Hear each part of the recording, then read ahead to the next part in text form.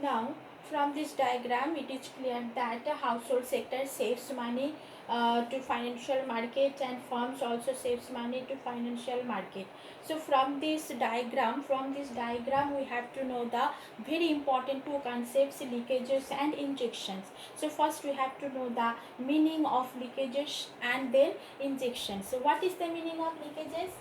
The meaning of leakage is that when household sectors saves money to financial market, it means the withdrawal of money from the circular flow of income. Withdrawal money from circular flow of income. It means that the household sector's saving reduces the circular flow of income.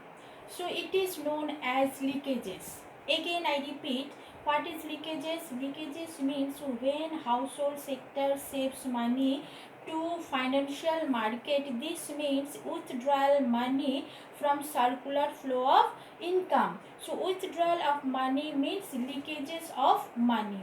So household sectors create leakages and it reduces the money flow in an economy. Again, we have seen that from farm side, when farms saves or borrowing money from by farms, this means that introduction of money into the circular flow of income, and this creates injection means increase the circular flow of income in an economy, and again development takes place. So borrowing helps injections. So this is the very important concept in circular flow of income you have to keep in mind. So leakages has three components.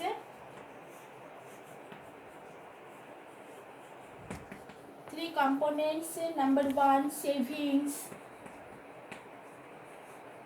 plus taxes plus imports, and injections has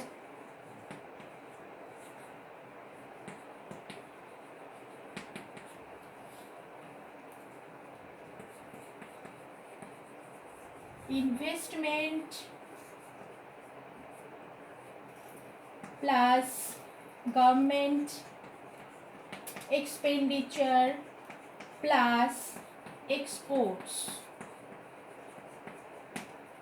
So in leakages we have seen three components: savings, taxes and imports. So when household sector saves money, gives taxes to government or imports something from outside, so withdrawal of money creates and reduces the circular flow of money in an economy, and development then do not take place.